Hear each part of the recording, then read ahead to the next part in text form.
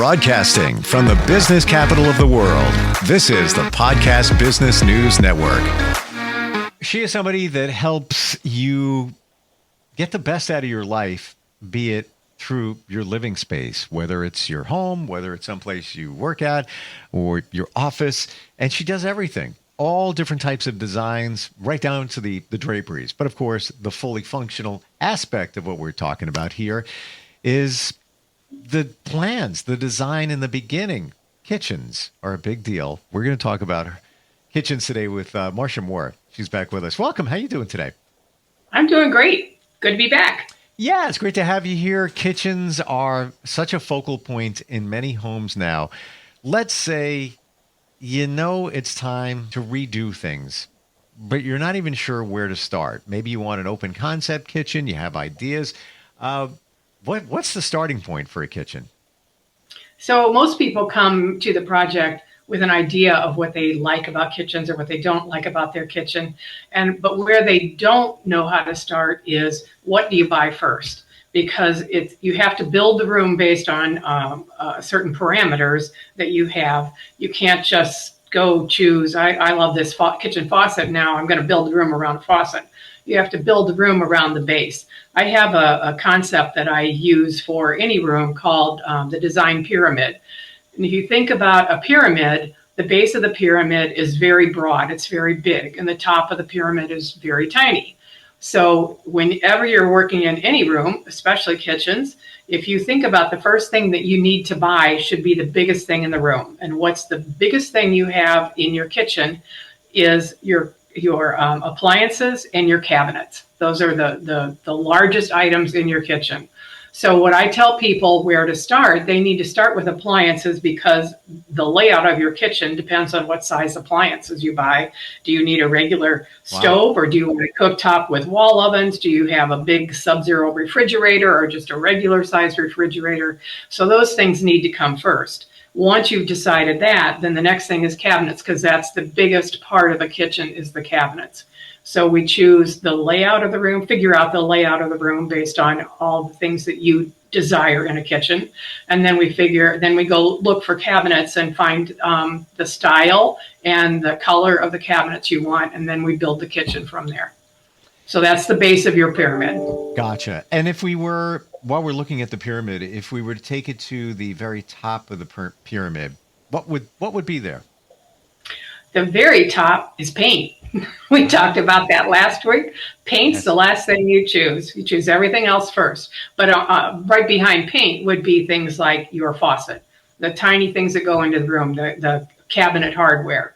Once you've chosen everything else, and you can find that cabinet hardware that melds perfectly with everything you've got in the room. Well, that's something that I learned from you last time we got together, in that the paint is the last thing, because you have so many variables of colors. So many of us think, we put that at the bottom of the pyramid. I've always wanted a living room or a kitchen that had a certain green tone to it, and now you're stuck on that paint color. You have to fit the things around it. I have to find countertop and tile and everything else that goes with that paint color. Yeah. That's infinitely harder. Totally see that now. Kitchens, very expensive, probably the most expensive renovation upgrade in your home. Where should you put more money, and where can you start saving money in redoing your kitchen? Okay, so I want to say one thing first. For resale value of your house, the best thing you can do on the interior of your house is remodel your kitchen. And that's because it is so expensive, and nobody wants to come into a home and have to redo the kitchen. So that's a great place for, if you're not going to do anything else to your home, is redo your kitchen. So where to splurge and where to spend money, that depends on whether you are a chef kind of cook, or whether you are a warm it up in the microwave kind of cook.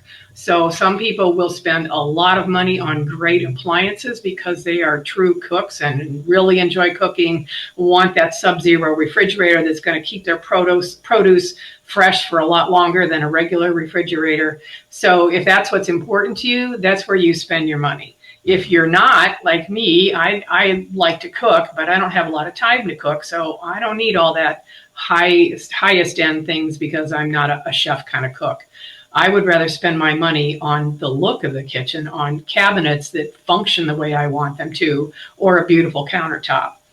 So that's it all depends on who you are, and it's easy to save money on things like the faucets or cabinet hardware, or there are varying levels of countertops. So that would be a way of spending a lot of money or saving a lot of money is on your countertop. Hmm.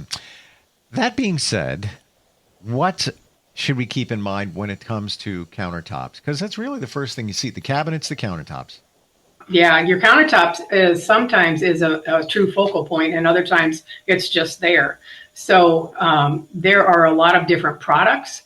Most people want to put in granite or quartz or marble or quartzite. I caution people away from marble because while it's a hard stone, it's the most porous and the softest of the hard stones. So it's very easy to nick the corner of your marble or to scratch it with a knife. It's not kitchen friendly. Where quartz is very durable, has antimicrobial properties so that it keeps clean, and it's almost impervious to stain. That's my go-to because it works for everybody. Some people want that really, really high-end look of a countertop. Then it's quartzite, which is a natural material, also very hard, and it has some beautiful properties. I can just say I'm looking for a house right now. I'm in between houses, and where I'm living now has, I don't know if we talked about this, black granite. It's on the floors, Yeah, we did. the countertop. Yeah. Oh, it is the Yeah. bane of my existence. It is, if anything, it makes me clean more because you see, it shows Yeah, everything. all the fingerprints. Everything. I peel apart an English muffin in the morning. I just go like this. Yep. Crumbs. You see it Yeah. all. Even Yeah. the whatever the farina on the English muffin. It's all there on the countertop.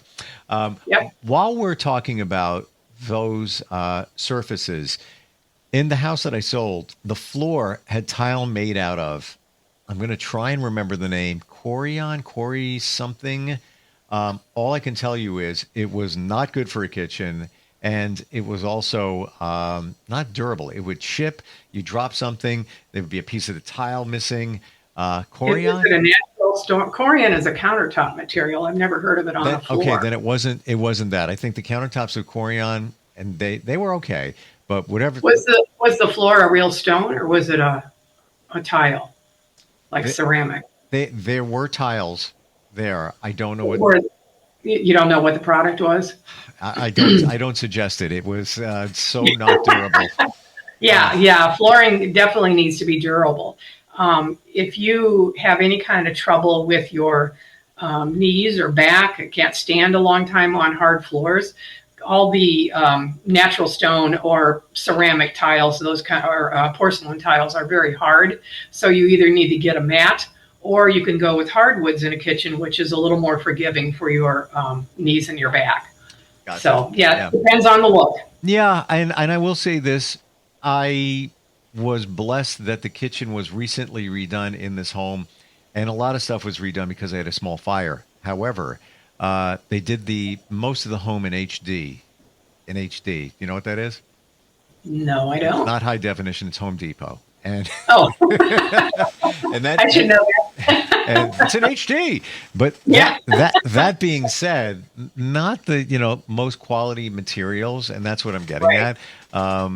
Even the counters, I'm sorry, the cabinets came from a better quality from Depot, and it was okay, but you get what you pay for, and that's where a designer comes into play, directing you on where you should spend more and where you should not. How about the layout? Open concept, still a thing? If you don't have the space for open concept, suggestions? So Whether it's, yeah, if you need to stay within the footprint of your existing home, it might be open concept or it might be a closed-in off kitchen. So that's kind of however we decide to work it. Maybe we might want to knock out a wall and make it more open concept, or you might not want to go that expense. But the layout in particular is critical for cooks. There used to be something called the kitchen triangle, where you had your stove, your refrigerator, and your sink were kind of in a triangle. And that was the go-to for how to design a kitchen. That was more when kitchens were smaller, and it was pretty normal to have a small kitchen. Once kitchens got larger, that triangle kind of goes by the wayside. My perfect kitchen, to me, has basically two triangles. You have the cook's triangle and the snack triangle. So when you're cooking, you have to have everything close at hand to you, which is your stove and your ovens and your sink and your refrigerator. But you don't want your kids or your guests or whoever in the way when they come into the kitchen and want to warm up something for lunch or grab a drink or make breakfast. So you need a triangle that's the microwave and the refrigerator and the sink. So that's kind of lay it out where the cook has her space and the rest of the people have their own space, so they're not in her way. So let's say you want to be careful about doing your renovation to your kitchen. You want it to feel fresh, on trend, but not too trendy, but timeless design. And this is, I'm looking for a house, so I see the different type of kitchens. White was in for a while. Now I understand it's not so much. I've got, where I am now, the black floors and the countertops. Yeah. Like, how do you change it up, but it's still timeless? So let me preface this with saying that no matter how hard we try and make something timeless, eventually it's going to go out of style. Yeah. That's just a given. But and those of you watching and listening with your olive green appliances, they'll be back. They'll be back.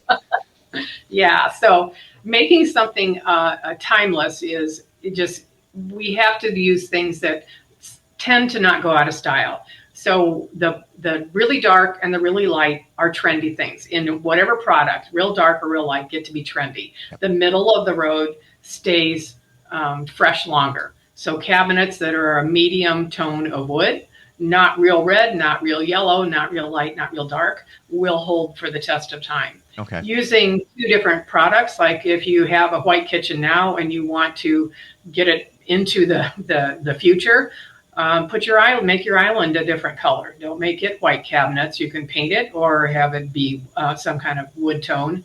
You could do a different countertop on there. So one of the easy ways of keeping a kitchen fresh, especially if you see some kind of trend that you like, red faucets are a thing now. Having a pop of red in every room is a thing now. So buy that red faucet for your kitchen. It's easy to change out a faucet in 5 years when you are sick of a red faucet, or if you've got some, accessories that go with that. You can change those out. But that's a way to use a trend, but not get too trendy. Wow. I never even thought of that. And the same thing, where if pewter's in, if brass is in, whatever it might be, you can change those things out relatively cheaply, a couple $100. You can even, if you're a little bit handy, even do it yourself, shut the water off. That is I never even thought of it that way. What about painting kitchen cabinets? I see that happening more and more. Good idea, bad idea? What do you think? I think it's a great way of freshening up a kitchen. If you can't afford to buy all new cabinets and your cabinets are still in decent shape, even if they're not exactly what you want. When you get old cabinets, like I used to be the arch top was popular in a cabinet design, and then everybody went away from that and got more streamlined or shaker kind of cabinet style. So if you can't get rid of those cabinets, you paint them, and some of that detail just kind of disappears. So even if you're painting them white or off-white or black, it doesn't matter. It just freshens up the kitchen. Sure. The thing you have to be concerned about is finding someone who knows how to paint that well so they're not immediately chipping. Gotcha. And that is critical. Don't cheap out on getting cabinets painted. And I know somebody that was looking into that. It's pricey It is pricey, but it's way less than new cabinets. This is true. This is true. How about the cooking surfaces? I know nothing about that, whether it's induction, we're talking about, electric, gas. Obviously, that's going to depend on what service you have to your home. But your thoughts on that? So gas, for a long time, was the be-all, end-all of cooking surfaces. It's easy to turn the heat up or turn the heat off, and immediately it goes away. It's the least energy efficient of all of the different kinds of surfaces because all that gas goes up on the side of your pan and up into the hood and away. So you're heating up your kitchen as much as you're heating up the pot, and you're losing a lot of energy. The most efficient is the induction cooktop. Regular electric is a pain because you can't turn it up and down easily, and things scorch all over because the whole surface gets hot. With induction, it's electric, but it works with altering magnets. So the magnets are creating heat, not your surface getting hot. You can fry bacon, take that pot off of the burner, stick your hand right directly where that pot used to be and not burn your hand, because it's magnets doing the heat, not the pan or not the electric. So you have the same benefit of gas, where you can increase the heat or decrease it immediately. It's an awesome product. Wow. That's what I highly recommend for it's the most energy efficient too. And while we're talking about energy efficiency, I'm in the state of New York, and they passed a law, I believe it was at the beginning of this year, that all new buildings within a year or two cannot have natural gas. Yeah, that's becoming the thing. Yeah, just in terms of efficiency and all of that. So yeah, even if you have furnaces as well, no natural gas cooking, none of that in new buildings. Right. So even if you had it available, the hookup in your neighborhood, and you just had a house built in 2 years from now, it's going to be electric. What's going on there? Wow. Other thoughts while we're in the kitchen right now, things that we should look at in design. So, what I like to do in a kitchen is a mix of things. I don't want it to look too contemporary or too traditional. I want to kind of mix those together and make it really interesting and have some kind of fun thing in there. So it's not all white. It's not all black and white. It's not all wood. It can easily get too much wood in a kitchen with all the cabinets and a wood floor. So I really like to change it up and add some kind of spicing with the kind of backsplash that you put on some kind of interesting tile or that kind of thing, or the kitchen hardware. That's a really interesting way to spice up your kitchen. I saw that out of Italy, recent show there, that they have faucets that are built-in coffee makers. So, on your countertop, you have your Keurig, it's sitting over there. Don't take up that space anymore. Just where your faucet is, there's a thing where you put a special pot in there, put a cup, because the water's coming from there anyway, and it brews your coffee and does all sorts of other crazy stuff. Like wild, what's out there? Yeah, they have instant hot water that you can get from your faucet. Right at your sink. They also have one where you can sit a glass upside down on a thing that spews water up into it to wash your glass. I saw that. Yeah, it's fascinating, all the things they have now.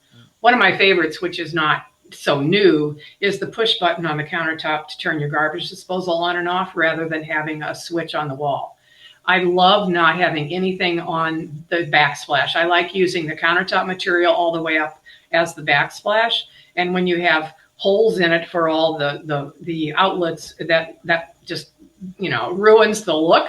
So I like to put the outlets up underneath the cabinets, where you plug in up underneath your cabinet, and then use that push button switch, so you don't have switches on the wall.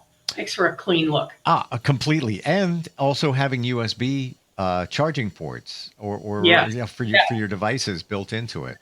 Yeah, you can easily do that on those strips. Under cabinet lighting is another thing that's really important. I just yesterday got a text from a client of mine. We'd recently done they built a new house, and she didn't understand why she needed under cabinet lighting. And her husband and I talked her into it. And she texted me, "I am so glad I did that under cabinet lighting. Every morning I come in here and that's the only light I need. And I just love it. I can't believe I argued about it so much." Yeah. Well, that comes down to the splurge or save money, but Right. it gives such a look, whether it's under cabinet or above the cabinet lighting. But Or toe kick lighting. That's another one that's really cool. I recently heard about that and I didn't think of it. I didn't even think of it that you could put that, because then it would shine on the floor. In my case, kiss of death with those black granite floors. I'm just shining a light on cat hair and debris and all that down there. Yeah, I would never do that. But there is the under cabinet lighting is such a feeling when you leave it on and you walk in. And again, it nowadays LED, so it's not going to burn a lot of electricity. We're talking like literally a couple of watts. Yeah. But when you walk into that room, it is such a warm, cozy feeling when that's the only lights that are on in your kitchen. And it's also task lighting. It's meant to be task lighting, and it just becomes ambient lighting because of the way it makes the room feel. But especially when you get older and your eyes don't differentiate between surfaces as easily, having that under cabinet light will help you not cut your finger off when you're chopping something that's the same color as your countertop. Sure. How about, we didn't talk about refrigerators. Anything on your radar, new developments, anything new and cool there? They have all kinds of things going on with refrigerators as far as being able to monitor them from your phones. That's true of everything. There's I can't think of the name of it now. Sub-Zero has awesome refrigerators. They're also extremely expensive, but they keep your produce fresh for a lot longer because they have dual zones for the freezer and the refrigerator. There's a lot to it. I can't even explain it all. But that kind of thing is becoming more popular in other refrigerators, where they've gotten a lot better at how it keeps your food fresher, how energy efficient it is, and a lot of features that really make refrigerators a lot nicer now than they used to be. In the minute or so we have left, what's your advice to somebody considering a kitchen redo? Looking at it, it just seems like such a big undertaking, and it's expensive. So you got to blend that. There's the sticker shock and all of that. You want to do it. Just overall thoughts about it. My biggest response to that would be hire a designer, because you don't. As a homeowner, you remodel once every 20 years. Maybe you can pick out your furniture for a living room on your own, but when it comes to all the details, all of the thousands of little details that go into a kitchen, that's impossible to do on your own and do it well. So you not only need the contractor who's going to build it for you. Don't rely on them to be your designer. They are not designers. They want to do what functions best, not what's going to look pretty. And maybe you have a kitchen designer, maybe you have a lighting designer, maybe you have, and then you're going to have a plumber and an electrician. People will ask their electricians what kind of lighting to put in. They'll ask their plumbers what kind of plumbing to put in. They are there to put it in. They are not designers. They do not understand the prettiness of things. So you need a designer. That is I can also help you save money. That's a super great point. It really is. Yeah. Don't ask the electrician about the lighting. It's just not, if you have a question about the hookup of the lighting, yes, but overall. Yeah. Don't ask me that. Yeah, exactly. Yeah. It's a really great point, because we think that they would know, but they just install. I used to have a painter who was colorblind, and people ask their painters what color they should use all the time. Yeah, he wouldn't know. Nor do the other painters. They're there to paint. They are not designers. Yeah. And to your point, I'm sure he's amazing at cutting in a line next to molding, where the rest of us, we're not going to be doing that. Yeah. So great tips. Marcia, how do we find you? Somebody's thinking about this, whether it's a kitchen or any other room, and just is kind of lost. How do we do that? So my website is marciamooredesign.com. Marcia spelled Marcia, but even if you forget and spell it SHA, you can still reach me at marciamooredesign.com. And you can, there's phone numbers and a contact sheet on that website. Fantastic having you on. You have the answers for everything. That's why you're our professional of the year. And you make it fun. You make design fun. It is fun. Yeah. It is fun. Thanks for being here. Looking forward next time we talk. Welcome. Okay, thanks. We're coming right back.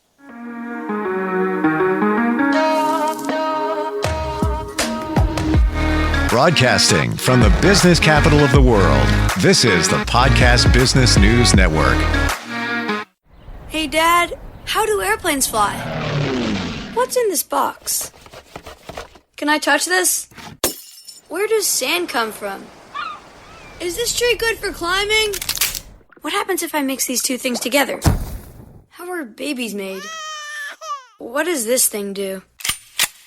Kids are curious about everything, including guns. Talking to them about gun safety in your home is a good first step, but you can do more. Always keep your guns locked, unloaded, and stored separately from ammunition. Storing your guns securely is the best way to prevent family fire, including unintentional shootings. For more information on safe gun storage and ways to keep your family safe, visit endfamilyfire.org. That's endfamilyfire.org.